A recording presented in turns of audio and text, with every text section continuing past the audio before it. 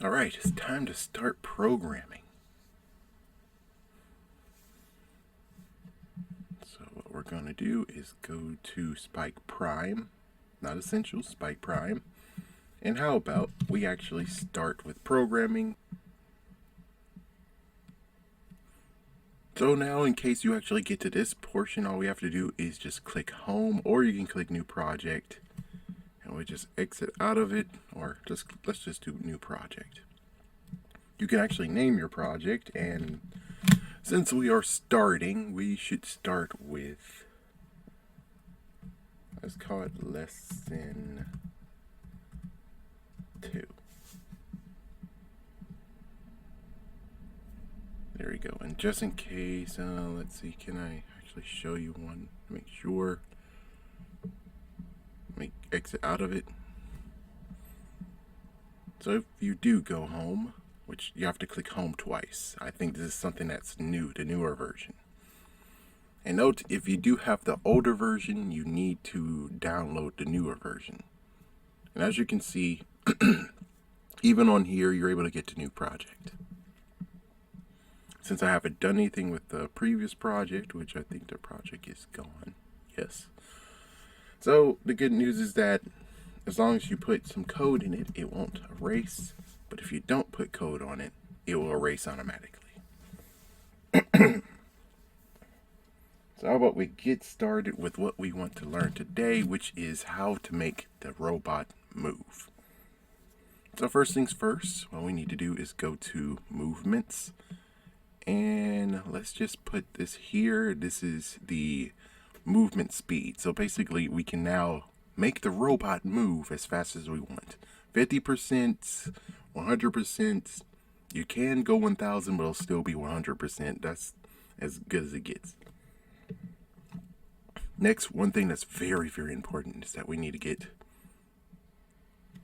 C and D.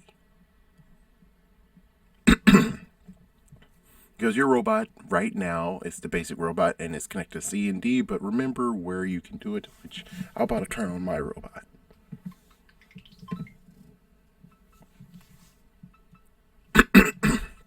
Now you connect your robot, all you have to do is just press the Bluetooth.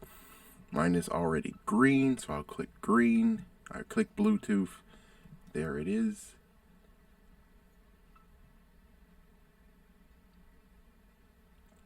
Now, if you notice on top, which I think I can also click here,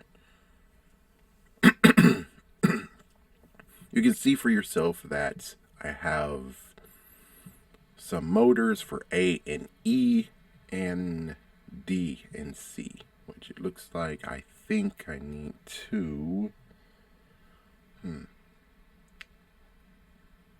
Well, either way, it should be fine, and I'm just going to keep ours just the way it is. So I'm going to keep it a C and D. I think for safe cases, I will turn mine off. There we go. Excuse me. So next, what we're going to do is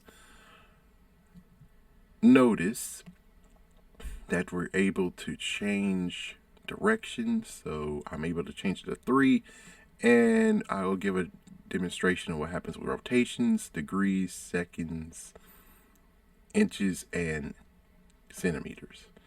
Well, I'm not actually going to do degrees because degrees actually is how you can turn it. So I don't think I actually showed that one, which that's my... Sorry about that. And then we're going to put another one, and notice that you're able to click down, click at this arrow, and it's able to go up or down. We're going to click down, and we're going to add 3 as well.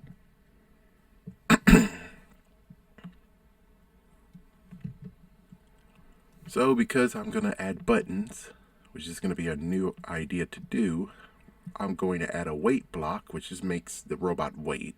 It's going to wait 5 minutes, so you will be able to click the button before it actually ends. And I want to bring this one in. That is stop all and end program. So for stop all and end program, this actually makes sure that when it comes to the robot, if you're not actually using the if you're not actually using the buttons on the robot, you can actually, there's two ways of doing things. First things first is if you just do it by computer alone, which in tournament wise, you can do it, but as soon as the tournament truly happens, where you actually at a tournament, you have to touch the robot, period. You can't have a laptop with you at the table, so that means that you need to learn how to use the robot as well. In this case, this is the reason why we would have stop it in program, because if you don't have stop it in program, you're going to have to click the middle button again to end the program. Then you have to press it one more time to actually start the program again, or start a new program. So this will help. Now, as for the buttons, I think the buttons would be a smart thing to do, so we're going to show you how to do buttons now. So what we're looking for is when left is pressed. And we're going to get two of those. And I'm going to click it, and now I'm able to make right is pressed. And what we're going to do is make sure that, because I really don't want to do this, it's kind of lazy, where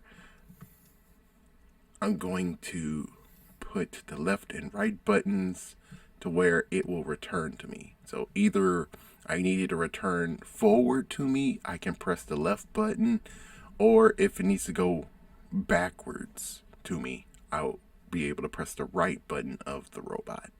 And that'll actually help, instead of me having to walk all the way over there and bring the robot back. So how about I show you what the program looks like when I do these.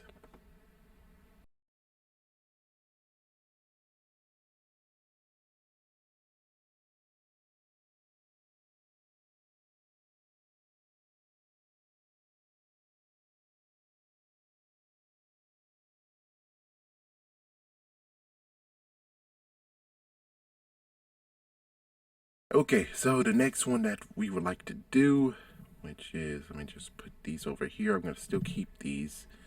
How about we learn how to do turns now? So I'm going to take this off, and as soon as I take this off, that means that it will not work whatsoever.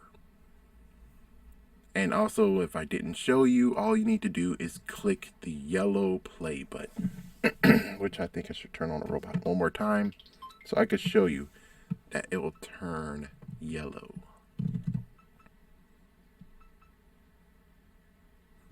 So as you can see, the play button here is yellow. So we just click play and it will play. But since I have nothing connected, that's why it won't do anything. And also, make sure you know one thing.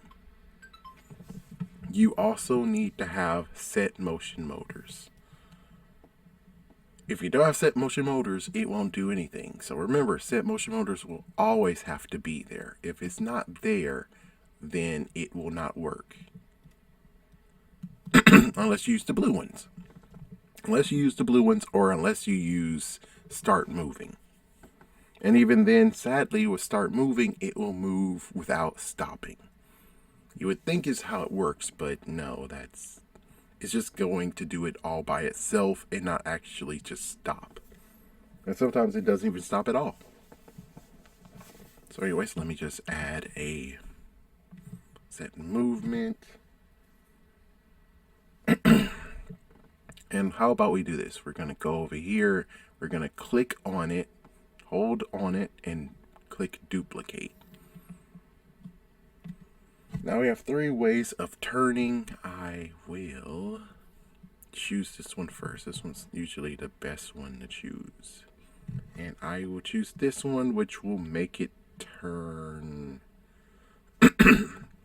Let's see which way it make it turn. I think it turns to the right. Yeah, so this turns right, but if you wanted to turn left, you would either pick D, or you would change the turn to, yeah, so you change the turn to the left. So I will show you now what this looks like.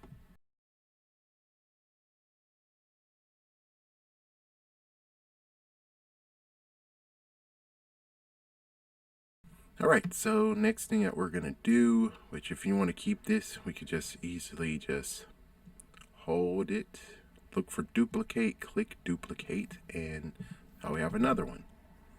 I'll put this to the side, grab this one, and I'm going to get rid of this.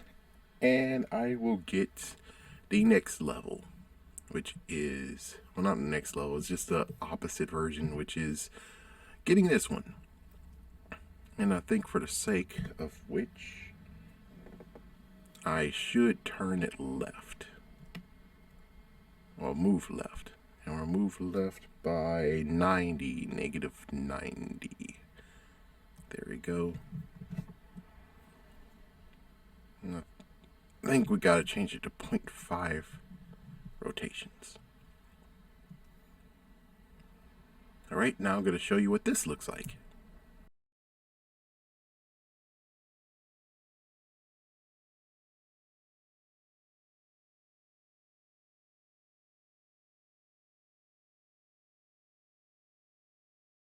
Okay, I think for the sake of which we're going to duplicate this as well. There we go. And now we're on to the one that actually is very complicated, but we'll use the gyro sensor. Alright, now pay extra attention because this one is going to be a doozy to do. So first things first, what we want to do is get set 1 second. Then we're going to go to blue, which is the sensors, and we're going to look for set yaw angle to 0. Okay, after that we're going to start moving to the right, so start moving, and we have to change it to 100. There we go. Next thing is that we have to look for a wait block, but this time it's wait until. There we go, and then we need to go to operators, and we need to find one that is greater than 100. But we gotta change 100 to 89. Then after that, we need to look for pitch angle. Get the pitch angle. There we go. And we're gonna change it to yaw. Then we're going to put stop moving, and now we're going to add these back. And there we go. So I am going to press play. I'm going to show you what it looks like. It seems like it's actually pretty decent. So it's pretty decent, but notice the fact of the ones that we did before. It had one on here. This one had just one block as well. But when it comes to using the gyro sensor, we had to do 1, 2, 3, 4, 5. So 1, 2, 3, 4, 5, 6. 6 blocks to make it turn using the gyro sensor. 6 blocks. But how about I just show you what it looks like?